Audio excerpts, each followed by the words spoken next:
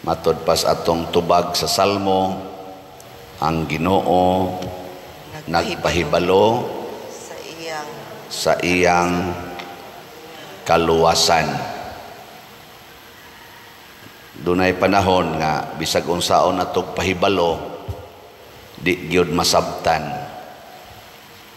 Kanabitan sige tag pahibalo nga palit mo og slat. Bot pila ra kay nakasabot gyud no nga kana di ang pagpalit og slat part na sa kaluwasan. Nya kita ari kita sa laing paagi. Muna diri sa unang pagbasa gihisgutan nga ang mga propeta gasigig susi nagpakisayod sila unsaon pagkahitabo niining kaluwasan nga gipahibalos Ginoo. Naman sila gipangsulti na igo-igo man sa ginagmay kanus asa mataw ang Mesiyas, asa unsay iyang kinaiya, unsay mahitabo niya, pero dili gyud kayo klaro. Pero matud pa ni San Pedro, kining maong gisusi sa mga propeta gipahibalo na sa espiritu ni Kristo. Kay pagsaka ni Kristo sa langit, ningon mas Kristo, daghan kay ko gustong isulti ninyo pero di mo kasabot pakaron. Pero inig-abot na sa espiritu sa kamatuuran, sultihan mo niya sa tanang kamatuuran. Ug mao na karon ang simbahan ang lihok na ang Espiritu Santo. Pero matud pa ni San Pedro, panganda mo kay di rabasayon dawaton ang Espiritu Santo. Kita kusog kita mo kanta no, Come Holy Spirit. Gara-garaon kita sa tanan ba?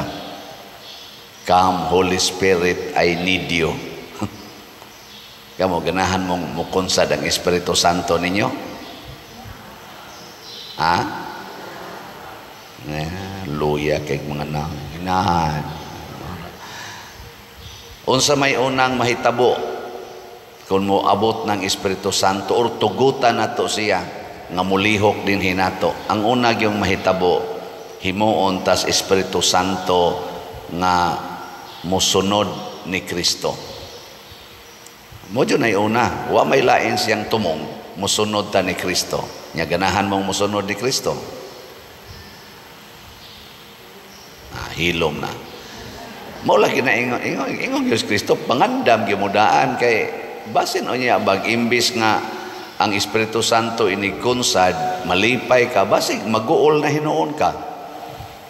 Nya unsa may buhaton kun mosunod tang Kristo?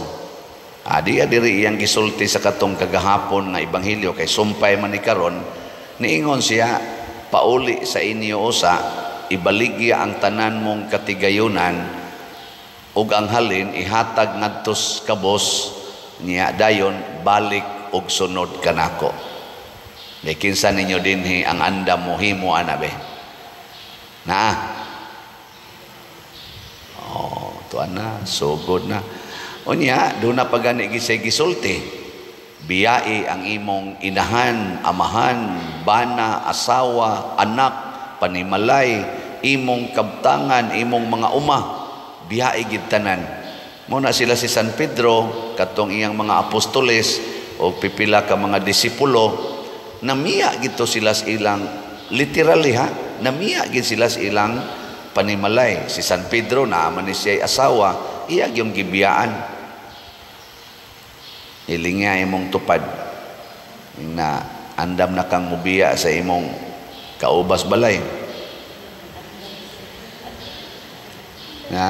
Naman ganite kabuang karon bisag nagpuyo-puyo nagpuyo-puyo na gina sala na ginang nagpuyo-puyo. Akong advicean wa pa man mo'y kasal nya di pa man ka mo magpakasal pagbuwag lang sa mong puyo.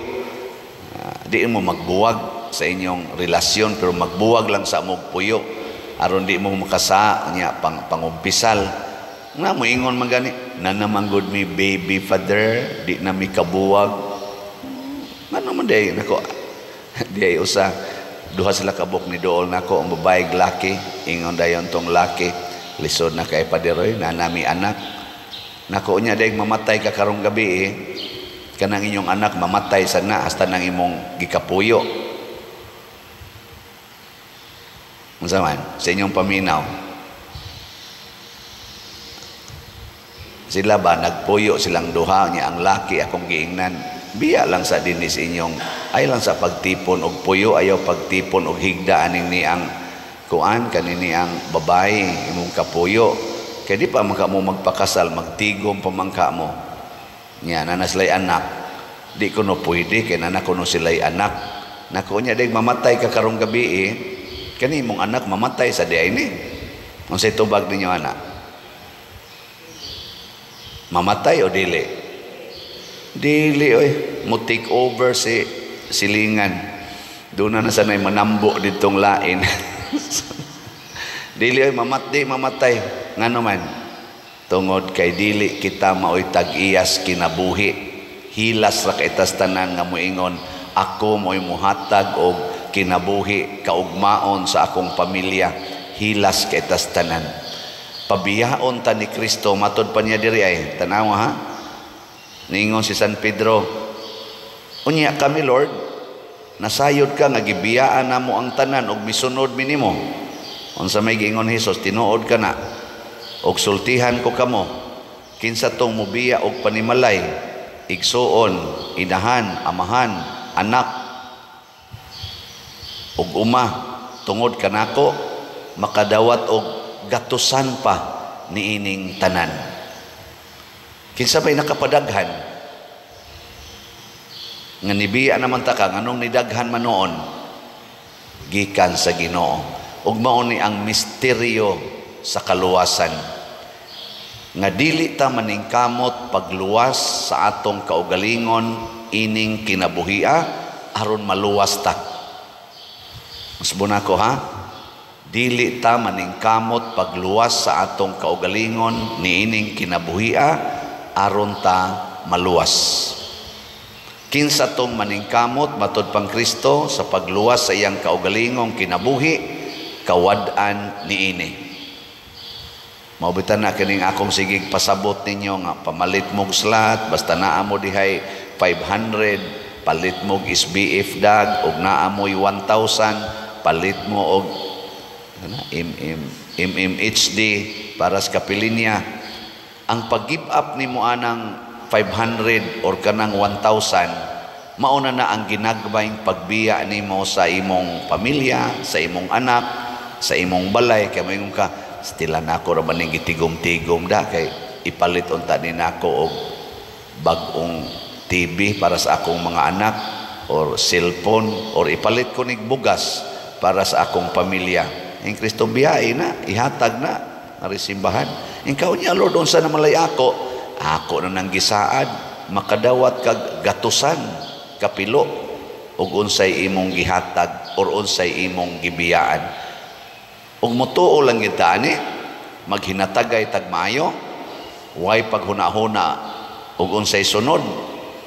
Kay nga naman, ang sunod, gisaad nas Ginoo.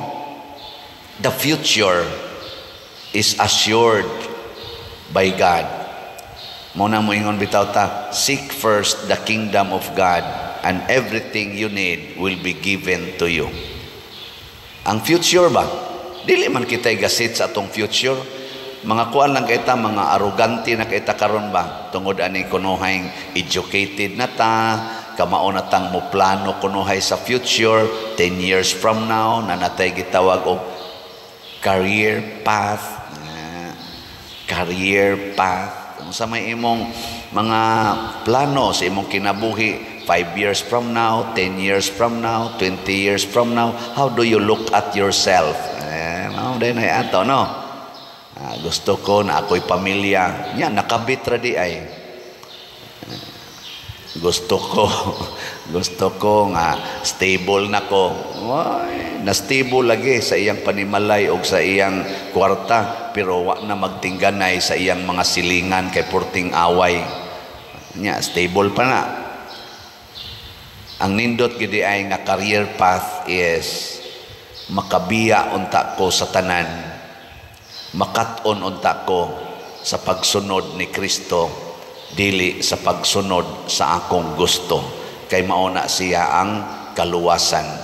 Mauna nga niingon si San Pedro dire, ang Espiritu Santo maghatag og kabalaan. Mutudlo nato unsaon nga mahimutang balaan, holy. Mauna nga pagbalaan kamo kay ako balaan man, matud pas Ginoo. Kung dili ganita maningkamot nga mahimong balaan, kung dili na mo'y focus sa atong kinabuhi, di kita kasabot sa kaluwasan nga gihatag sa Ginoo.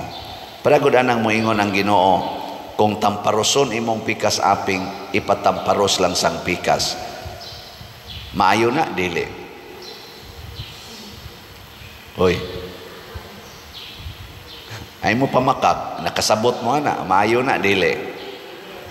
Unsa may nakabaayo na, manglako maginang naong nimo. Sigihan kag balik-balik og kulata. Namang ginitext na ako pader, support yung ko anang divorce. Nga naman, uy pader, uy, wa say rason, uy, nga magsigitag kung nasa tay time nga kinahanglan ta mo, ngita sa tas atong kaugalingong kalinaw, sayop ba di ay, kung mangita akong kalinaw sa akong kaugalingon, ako yung isugbaan ng naang tao nga na akos impierno. Wa day ko'y katungod nga malinaw sa akong kinabuhi. Mana? Ang saban, sakto dili. Uy, sakto. Porting sakto ha. Pero ang pangutana, makahatag ba na nimog kabalaan? Unsa may kabalaan? Ang pagtuman sa kabubuton sa Ginoo.